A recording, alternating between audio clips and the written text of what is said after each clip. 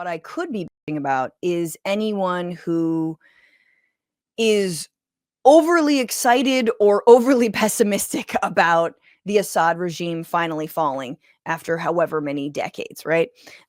So because it is a complicated issue. There's a lot going on.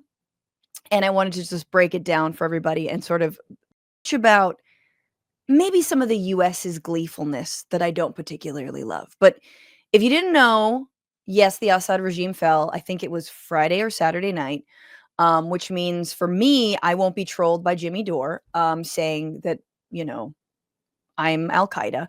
Uh, and obviously because I had the audacity to call Assad a war criminal, which he was and is. He has fled now to Russia. And this is after a 12-day offensive committed by the group Hayat Tahrir al-Sham, or HTS, which is like BTS, but like with real commitment, And remember that during the Syrian civil war, there 500,000 Syrians were killed. 500,000 Syrians died, 2011 to 2017. Again, same images that we're seeing out of Gaza, this time obviously in Syria, that time in Syria, children pulled from the rubble, children in shock, children displaced, to say nothing of the mass amount of migration, right? Because there was an opportunity to escape, unlike the open air prison that Gaza is. We also saw children washed up on beaches as they tried to flee their homes. Again, it was all because of the Arab Spring that had popped off in 2011, obviously in Tunisia, then Egypt, and then came to Syria. And the reason that it became so entrenched and it became such a proxy war is that Syria had been backed by Iran. And then Russia in 2015 entered into the war. Russia was like, look, we got bases around Syria. We need Syria strategically, the same way the United States supports Israel, and other countries. They had an entire propaganda machine. So I sort of jokingly talk about Dore, but there were many people who were on that payroll to say, hey, why don't you soft pedal Syria? Because after all, soft pedal on Assad, because after all, Assad, Hezbollah, Iran, it's sort of it's axis of resistance adjacent, at least in Assad's case, which I vehemently disagree with. So what happened was, when Russia starts an entire war with Ukraine, suddenly the patron saint of said civil war is no longer around. And so Assad, his whole ass is left hanging out, whatever it is, and he gets toppled. So that's basically what happened. It's like all of your supporters, all of your sugar daddies got mired in some other shit, and so you got toppled. And again, the Syrian rebels are by no means like angels. Nobody knows what the hell they're going to be. HTS broke off from Al Qaeda. The leader of HTS says they want to be more inclusive, but who knows? They say that their Al Qaeda past was like the old me. So take that with whatever you take it with. But for the United States' purpose, for our interests, meaning our interests, especially as leftists, as anti-war folks, as people who don't want to see more tax dollars go to kill and maim people, we should focus on Israel, really. Because since the Assad regime fell, Israel's carried out 250 strikes on Syria, airports, warehouses, military stations, all of that, right? And it is very clear that the U.S. military apparatus is taking this as a win for themselves and for their support of Israel. And here is the Zionist himself, Joe Biden, bragging about just that. The United States will work with our partners and the stakeholders in Syria to help them seize an opportunity to manage the risks. For years, the main backers of Assad have been Iran, Hezbollah, and Russia. But over the last week, their support collapsed, all three of them, because all three of them are far weaker today than they were when I took office. And let's remember why. After Hamas attacked Israel on October the 7th, 2023, when much of the world responded with horror, Iran and its proxies chose to launch a multi-front war against Israel. That was a historic mistake on Iran's part. Today, Iran's main territorial proxy Hezbollah is also on its back. Right. So, yeah, the only person who is on his back is you, my guy. You are so on your back. You should be sleeping. You should be lying down instead of tooting your own horn about how you support a genocidal regime's murder of men, women, children, doctors, teachers, healthcare workers, to the tune of a very, very, very conservative 45,000 people. So, and this is, I guess I just want to briefly say, this is the problem with only looking at the Middle East through a proxy war. So my instinct when I see that Israel's attacking Syria, when I see that they're taking this as a win against Iran and how we're moving in the opposite direction when we really should be moving towards, rebrokering the Iran deal. Of course, that's going to be completely dead. We should be moving in the direction of diplomacy. Is that these are real people, that the people of Syria are real people. And it's people like Biden, it's people like, unrepentant Zionists who only see, let's say, if it's the people of Syria or the people of Gaza or the people of the West Bank, they only see them as, proxy puppets for Iran or Russia or whomever. And we can say that we don't agree with Russia bombing, and murdering children in Damascus or whatnot, or in Idlib or in Aleppo or whatnot, but also say that they're not just like proxies of like some other organization.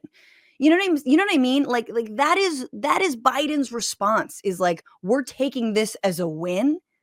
So what? So you're fomenting like World War III? Like what are you actually celebrating, my guy, when Israel is expanding? And here is a very weird video of Netanyahu, apparently in the Golan Heights, again, occupied by Israel since 1967, belongs to Syria. Here he is celebrating, also kind of similar to Biden. And listen, and I apologize for making you listen to this, but listen to the warning that is being issued here. And if you're watching, it does look like he's AI, but I'm pretty sure he's not. It's a historic day for the Middle East. The collapse of the Assad regime, the tyranny in Damascus, offers great opportunity, but also is fraught with significant dangers.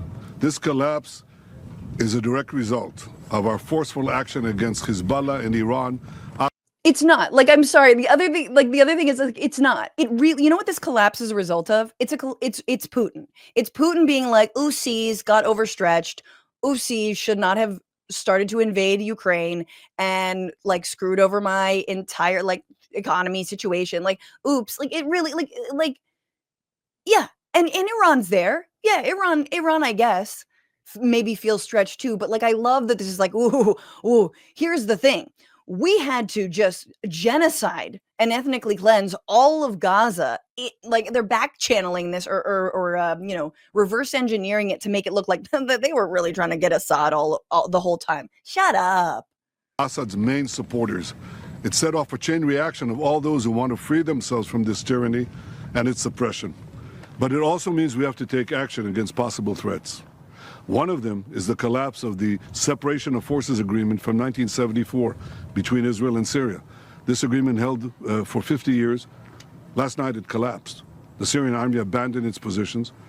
We gave the Israeli army the order to take over these positions to ensure that no hostile force embeds itself right next to the border of Israel.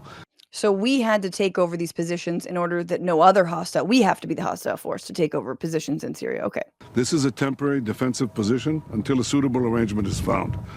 Equally, we send a hand of peace to all those beyond our border in Syria, to the Druze, to the Kurds, to the Christians, and to the Muslims who want to live in peace with Israel. And to even the Muslims. Look, if they want to live in peace, even the Muslims. To all those beyond our border in Syria, to the Druze, to the Kurds, to the Christians, and to the Muslims who want to live in peace with Israel. We're going to follow events very carefully. If we can establish neighborly relations and a peaceful relations with the new forces emerging in Syria, that's our desire. But if we do not, we'll do whatever it takes to defend the state of Israel and the border of Israel. No, wait. So you want neighborly relations, so you're going to withdraw from the Golan Heights? Is that what you're talking about? You gonna to go 67 borders like international law says or whatever? You gonna no? Okay, you feel preemptively threatened by this new regime. You have no idea like what they're about. They're probably gonna negotiate with you, dude. But if not, you will waste no time in. You mean you've already bombed people in Damascus before in this entire year, right? I'm forgetting who they took out in Damascus, or no. It was the Syrian embassy in Iran. I'm forgetting how many targeted assassinations Israel's done. But again, so you're seeing why, and why the Assad regime felt necessary to keep Israel at bay. And yet, I'm not the leftist who's going to be like, no, actually, I think we should have supported Assad. No, I don't. He's a war criminal. 500,000 people dead. Good riddance. Good night and good luck. And we'll see what happens with Assad. Before final thought, this was Matt Miller of the State Department being asked whether Assad's going to face any like ICC, trial or whatnot. The president said yesterday that the Assad regime or Assad himself should be held accountable. Will you support his application to stand in front of the ICC as a war criminal who committed crimes against humanity? So we support the work of the ICC. I know that obviously we have disagreed with their hold on. I'm gonna let me address it. You support the work of the ICC until they do something. So we have had a long. Let me just answer the question. You know what, Matt? Let me answer the question because I was addressing that before you interrupted me. This is Matt on Matt violence. One more again. I love it. So obviously the journalists are laughing in Matt Miller's face because they're like, oh, you support the ICC? One, you're not a party to the ICC. Two, you are like doing a massive human shield job on preventing Netanyahu and Gallant or any Israeli from being held accountable for their war crimes. So it's fun to hear you be like, oh, we support the ICC, but we'd rather just have them drag them through the streets like Gaddafi did, and then plunge that country into the abyss of chaos. And who knows, man? From what the leaders of HTS are saying, it sounds like they do not want chaos. They're ready to be like, take over the state. And look, the fact that the United States is not that heavily involved makes me feel like maybe they've got a shot at running their own country. Because when we get involved, that's when everything goes south. What's going on, Frantifa? If you haven't already, subscribe to this channel right now. Hit that button. And also, you can become a patron and support the show every single week. Get access to bonus episodes and exclusive merchandise. Patreon.com/Bitchuation Room. Do it.